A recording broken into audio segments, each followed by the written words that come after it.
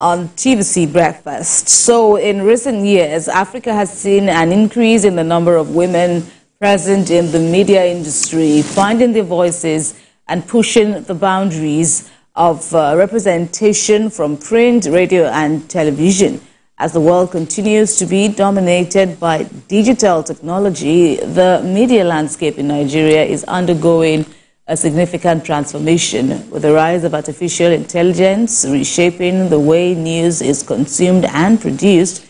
The rapid evolution, though, is magnifying existing gender disparities, and the underrepresentation of women not only affects individual career trajectories but impacts the overall quality of media output, as a lack of diverse perspectives can lead to skewed narratives and limited coverage of issues that resonate with women.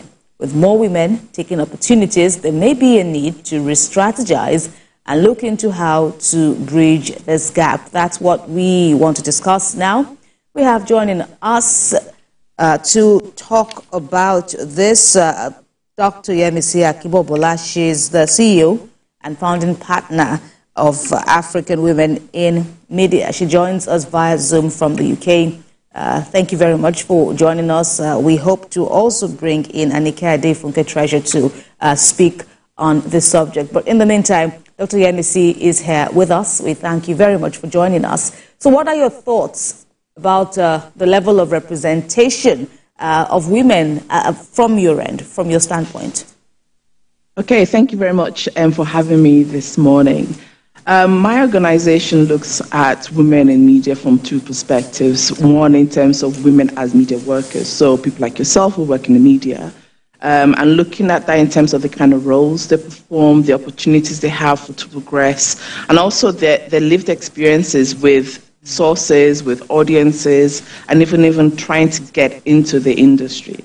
But we also look at it from the perspective of women, and particularly African women, as subjects of media content. So the kind of stories that we tell about African women, the kind of issues that we choose to focus on, and who we are representing, whose stories we're telling, who we're presenting as expert sources. So those are the two kind of perspectives from which we do this, do our work. And why that is important is some of the things you've already said. So number one, who is producing the news and whose perspectives has been highlighted, and from whose viewpoint is that perspective being highlighted. And so some of the challenges for women in media start from when they even study in media, right? And the patriarchal structures of media studies in the first place. And we also find that gatekeepers, people who are in the process of recruitment, for example, can form a barrier.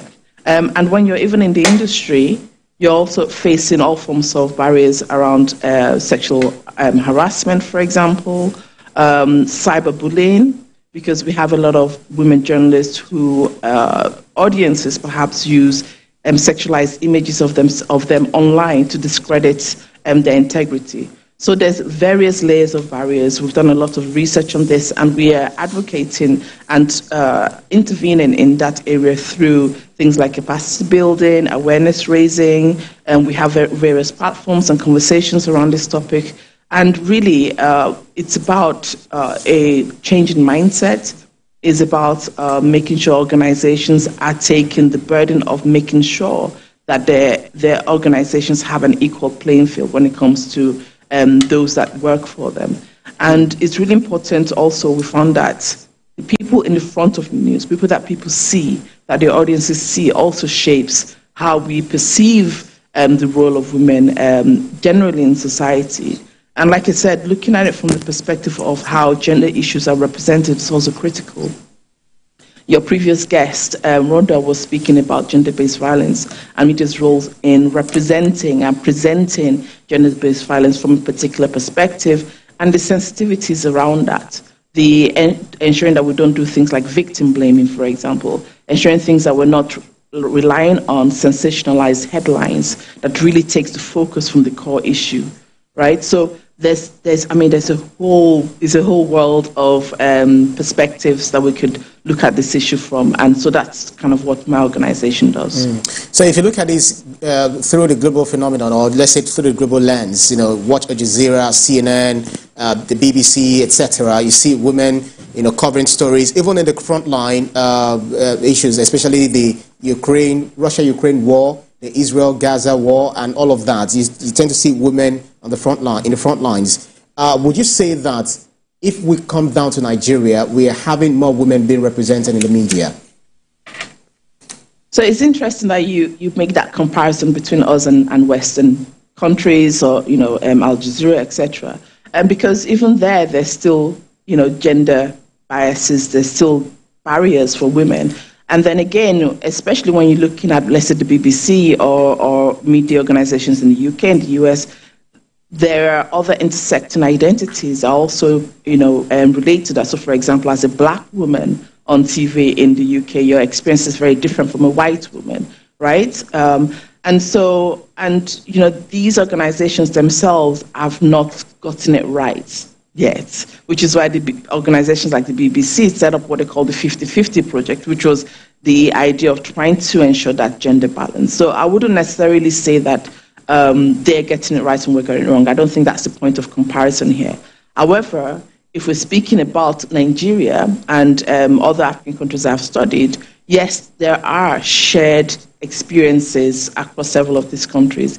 There are culturally conditioned circumstances or environments that mean that our experiences as women in media differ from those perhaps in other parts of the world, right? And so what we find is that there's a concentration of, or encouragement of women to particular kind of roles, right? To particular kind of beats. So the so-called soft news, which again I question as a term that we should try not to use so often, because the same skills you're going to use to report that health-related story, that family-related story, is the same skills you're going to use to report that political story, right? So, but there is this, our research demonstrated that at the point of entry, women journalists are often nurtured or encouraged, often by their male editors, towards particular kind of stories. And again, there are other things that are used, that are weaponized that therefore result in the limited progression of women in the media. So, for example, family responsibilities, right, are often used as an excuse of why we can't send you to this location to report this topic, right? And then we also have issues around the gender pay gap, which, when we speak about the gender pay gap, is often understood in terms of how much men earn more than women, vice versa. But it's a lot more than that. It's a lot more than whether this person on the same level as me earns more than me because he's a man. It's also about what opportunities do I get given, or do I have equal access to opportunities for progression? That therefore means that my economic situation can improve, right? So there's multiple ways in which we can look at things like gender pay gap beyond the obvious. And so back to your question in terms of the situation in Nigeria, I think, again, one, we should avoid that kind of comparison with the West, because they also haven't gotten it right, and cultural context really matters in this situation. However, when I did a few years ago, I did a continental-wide research looking at the barriers for sub-Saharan women journalists. And, what I found was that actually job stagnation, cultural norms around family relationships, etc., sexual harassment were really top of the list of issues. Sexual harassment being second continental-wise based on that particular research. And then now I've gone on to do research in specific countries. So I did one in Rwanda. I'm currently looking at Ethiopia, for example. And again, you're finding that sexual harassment is number one. And sexual harassment has many faces beyond just you saying a male colleague saying sexually charged comments to you, but also around maybe how sources are engaging with you, how particularly men in power, right, as a woman journalist covering political stories and engaging with male politicians, for example, there's often those challenges of sexual harassment in those contexts as well. Right. Dr. Yemisi, let me put you on hold and let's come to the studio where we have Anike Adefunke Treasure with us. She's the creative director, Yellow Bloom Consulting. It's good to see you again. Thank you. It's Welcome. good to be here. Thank and you very you, much. just like Dr. Yemisi Akimbobola there, have had, accomplished, careers as journalists. And here we are talking about gender equality in the media. Before we even talk about how far we've gone about gender equality of women, or women representation in the media, let's speak about how you were able to navigate, these challenges in your career. Oh, well, maybe I'm one of the fortunate ones where I spent the bulk of my career in Radio Nigeria. We had a lot of women in management positions. I would say generally women are heavy at the bottom and lean at the top. In other words, when you get to management, you find perhaps a ratio of 9:2 or 4:1. Males being 4, females being 1, so there's that imbalance. But in Radio Nigeria, where I spent a long time in journalism and broadcasting, there were quite a number of women in management positions. For instance, when I was GM, I had, out of, say, 10 management staff, I had about 7 as women. So it's not always the case everywhere. So in that wise, I'll say Radio Nigeria is women-friendly. Having said that, I'm not blind to the fact that the representation, the way we portray women in not just journalism, because when we say media, it's not just journalism, we're talking films, we're talking literature as well, which is why I will draw your attention to the film Reshaping. In Reshaping, I see a social role for women, and I see the occupational role. What is missing in most places, whether in the society or in the workplace, is that we see women being portrayed, being seen in their social roles, not occupational roles. But, in that movie, Reshaping, you see a female warrior fighting side by side with a male warrior. But we see a woman who was emancipated. She was not always a warrior, but we saw a movement, a growth, a transition from a disempowered woman to an empowered woman. Right. We saw agency. And that's the sort of portrayal, the sort of representation we want in our movies. It's the sort of representation we want in the workplaces, in the society as well. The objectifying of women should stop, even in our musicals. If you see our musicals, by that I mean music videos, you see that women are sexualized. You see the men clad, you see the women unclad, well, not well clad, So these are the things that will continually change. There's something called the male gaze. I forget now, Yemisi will remember who the theorist is. I think Mulvey. This is in the academic world. She talked about the male gaze, where when you see the camera on women, they're looking at the features of the woman for the pleasure of the man. So in the movies, look at it again. In movies, that's what you see. You see the camera coming on the woman, looking at her features. Well, when it's a man, it's brisk and it's straight to the point. So stereotype. Yeah, so that's stereotypes. We're looking at, is it changing? Has it changed? And even in journalism, that trend is still replicated? In some places, yes. Okay. You find that... advertisements as well. And in advertisement, thank you. So you find that it's a long road to freedom, I would say. I borrowed that title from the late Nelson Mandela.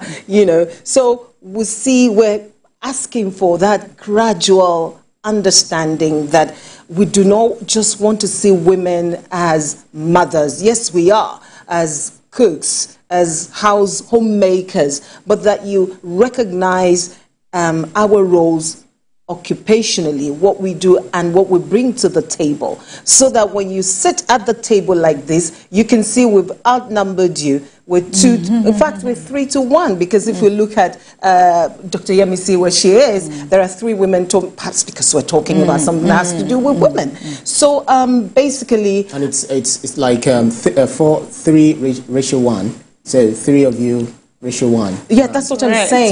So but you see, it's not just about the numbers, it's about capabilities. That's right. It's about competence. So if you're competent, be there. Not because you're a woman, but because you're competent. We should not make competence gendered. We should not gender it. That's what we're talking about. In literature, you also wonder how many people are out there. Political representation. How is the media? Because you've asked me, women in media bridging the gap in representation. How are we bridging the gap politically? How are we represented politically? You find the women politicians always at loggerheads with the male politicians. Why? Because there is the conflict, the tension of dominance, the tension of, well, we are here, this is our territory. You see, that tension is there. And then when you look at our newspapers, and this is my favorite part, when you do a content analysis of a regular newspaper, everyday newspaper, whichever title, you begin to look at the main political actors, how many women have been reported. In what light have they been reported? So it's not just about the quantity, again, but also the quality. What do they bring to the table? What are we reporting about women in politics? So it's just as Dr. Yemisi said, it's both cultural, it's also political, and it comes in different areas. So this is not really limited to the conventional or the mainstream media, just as you actually alluded. But if you look at the new media, others are making use of different social media platforms. Some are also using the podcast and some other video logs and all of that. How do you think women are utilizing this platform to create a more nuanced representation of themselves? Because others are saying that when you raise concern about stereotyping, objectifying the female gender, that even the female gender is not also helping matters, the way they allowed themselves to be portrayed in different fora. Right. Yeah.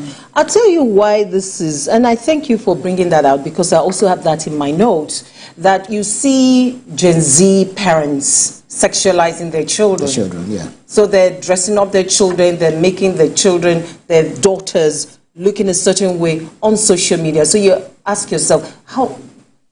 But then it's because that's what they have been socialized into. So they're only just perpetuating what they have always known.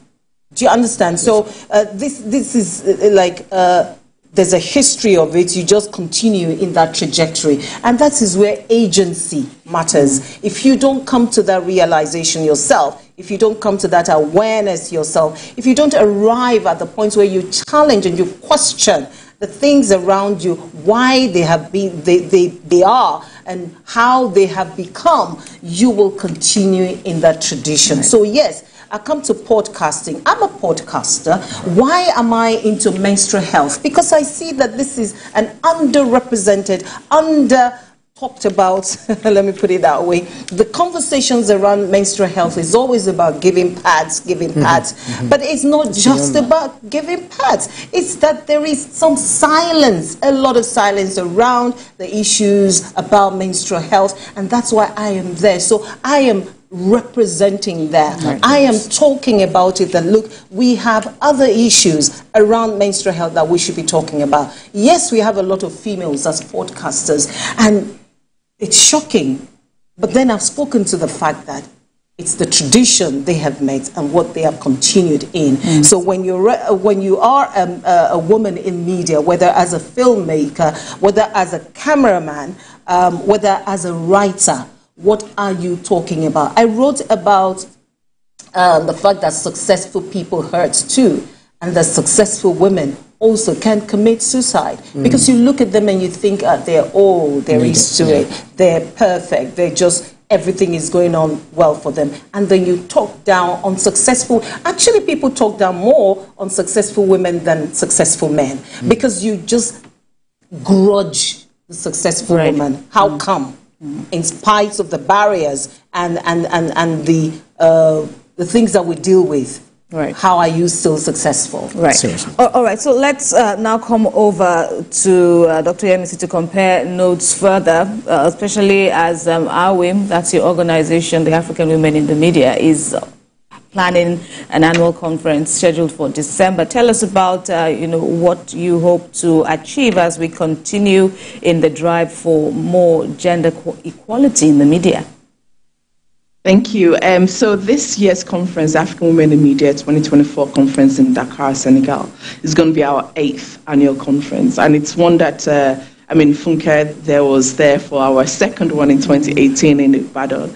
And it's been a really important space for women to share experiences, but for others to understand the perspectives and why it is important for us to talk about gender equality in and through media. That's right. This year's topic is media and sustainability, and we're looking at it from 3 different perspectives. One, in terms of media business and financial models, okay, because there are a lot of issues around media organizations grappling with the changing digital environments, grappling with changing audience needs, etc. So how does this speak with emerging business and financial models?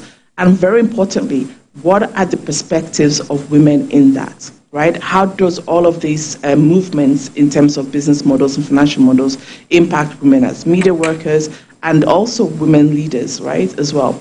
So that's one aspect. The second aspect is around development goals. So the Sustainable Development Goals, the AU's development goals, etc.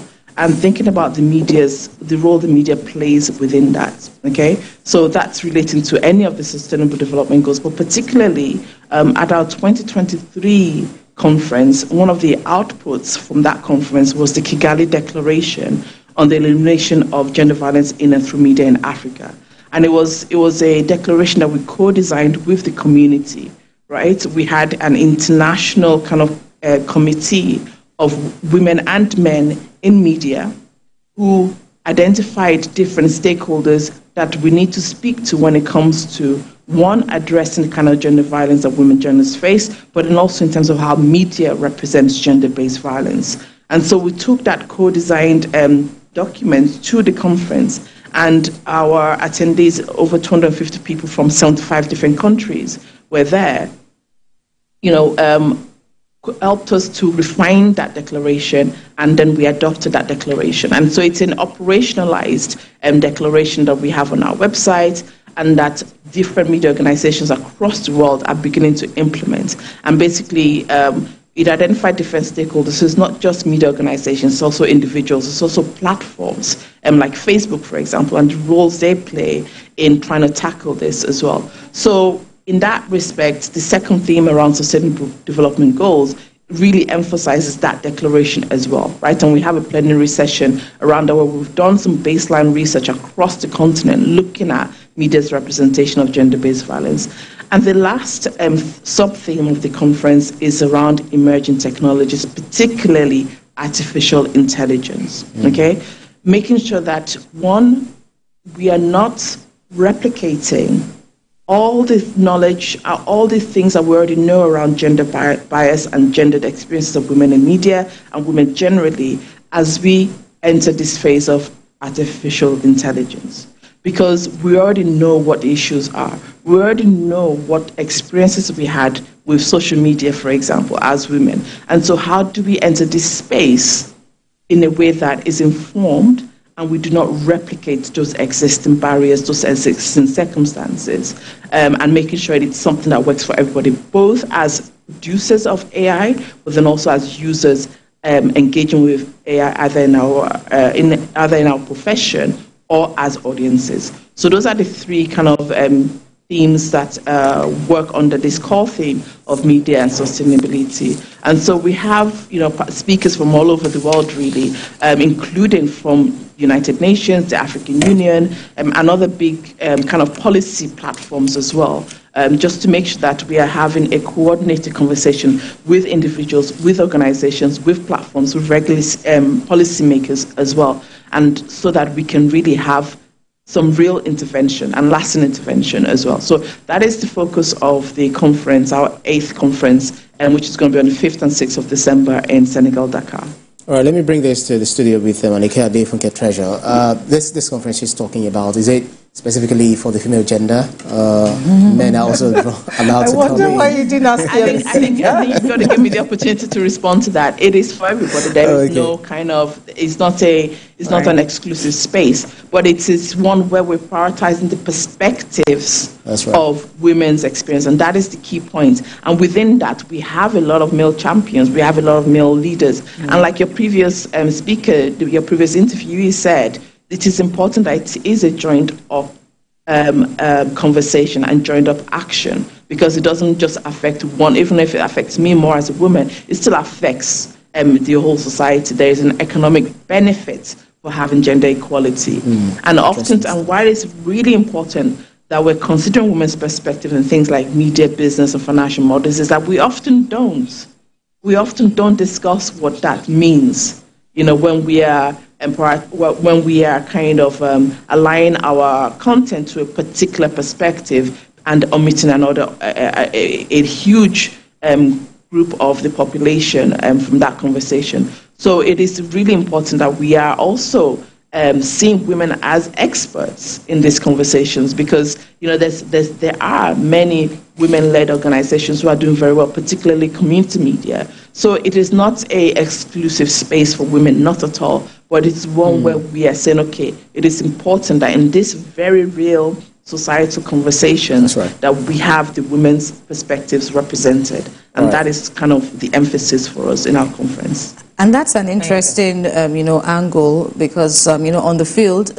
it's very normal, to go to the street on assignment, and then you strive to find, female respondents, so to speak, and even the regular vox pop that's for the outsiders would be like the easiest job, on the field to do, turns out to be the most, challenging when you're trying to balance, views of people on the streets and voices, yes. And how are we faring now? How can we take this further? Because I know AWIM does something where they try to compile names of female experts. Yes. So at least there is a pool every time the female journalist needs it. But, from your own perspective, what's it like for you?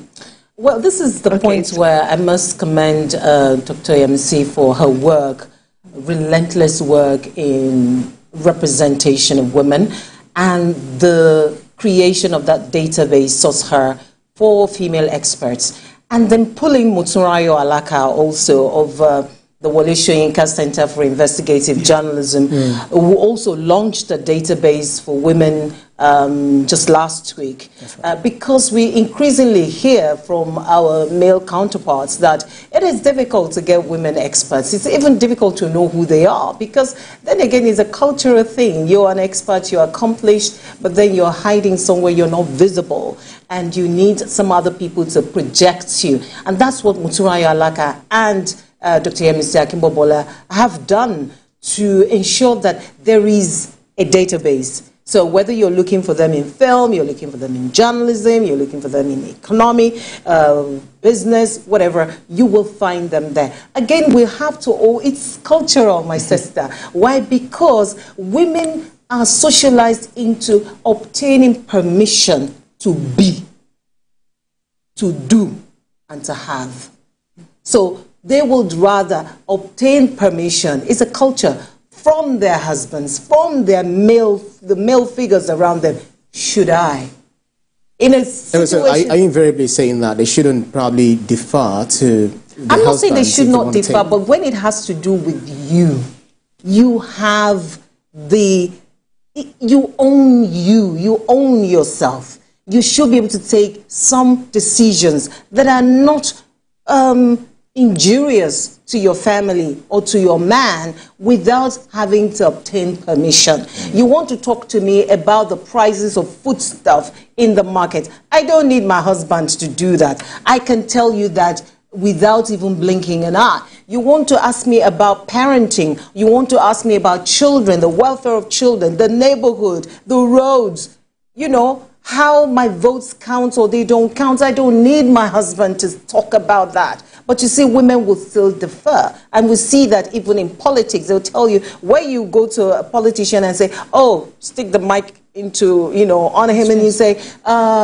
what do you think about this? He will tell you straight away. Go to a woman. She'll be like, I don't have permission to say that. I can't respond unless I, approach the party. That it's pervasive. It's what we've been socialized into. But on the occasion of the International Day of the Girl Child, I am speaking to us women, to our girls, our teenagers. You have a voice. Use your voice. So long as you're not being criminal about it and you're not criminalizing anybody about it, your voice is your future. Your voice will take you to the table. What you bring to the table is what you have done over and over again. You should be competent and able and confident to talk about such things in the Committee of People and Committee of Nations, as Dr. EMC is doing. Dr. EMC, very quickly, I know that for a fact in TVC, for instance, we have the women running things here, from the CEO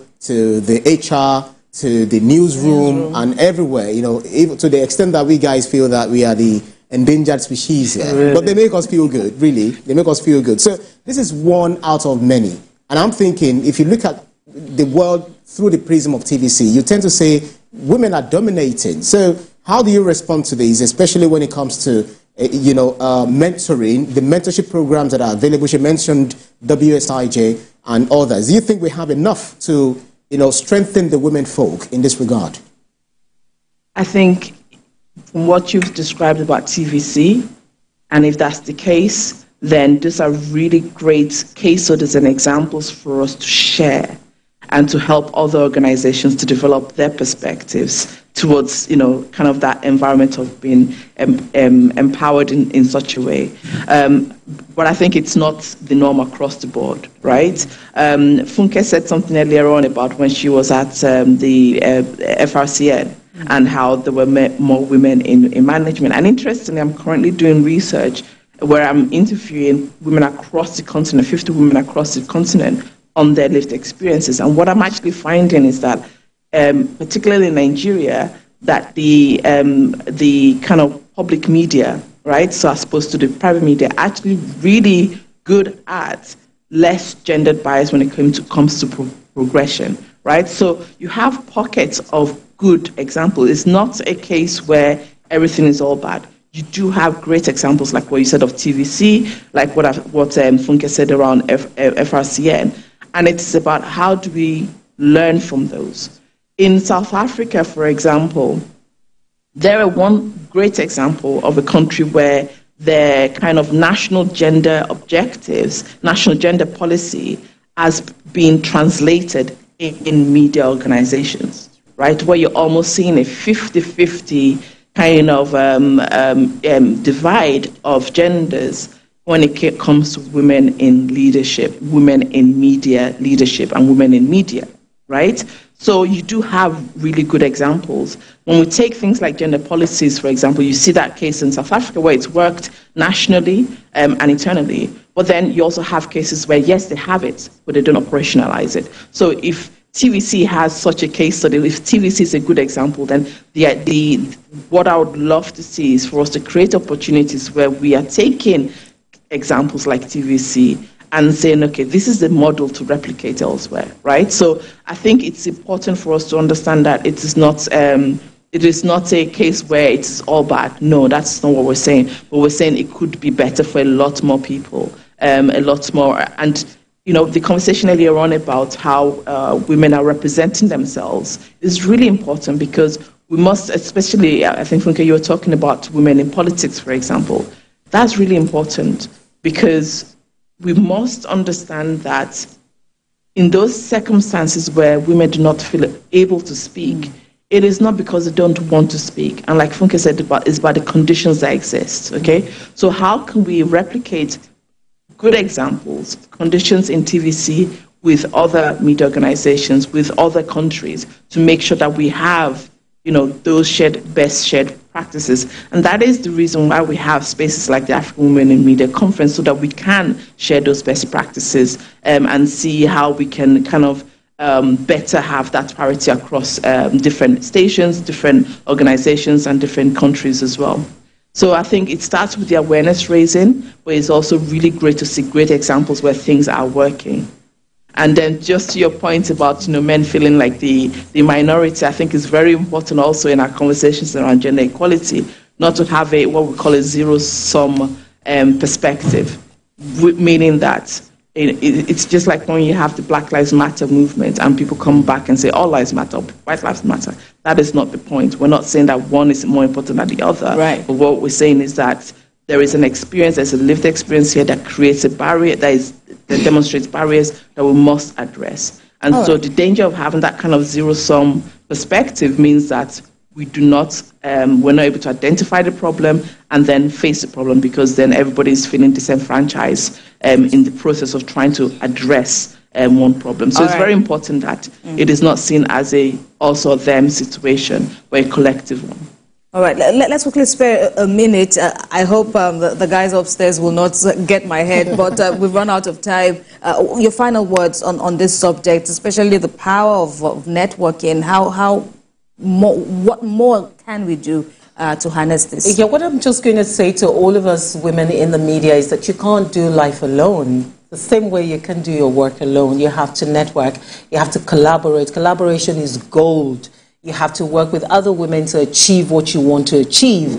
It's not as if the men are not working with us, but we need to form a bond, a chain. It's when we have that chain that we can have the chain reaction, and that's when we can work as a collective. We need to work as a collective because that's when you really have stamina, and you have a really good base, and you can spread from there. I'd like to see more women representation, even as we talk about media freedom, media safety, media pluralism, and media independence. All right, and it doesn't mean that you're here to displace the men. No.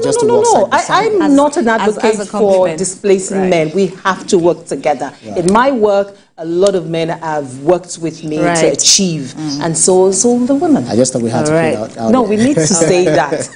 Thank you. Ladies and gentlemen.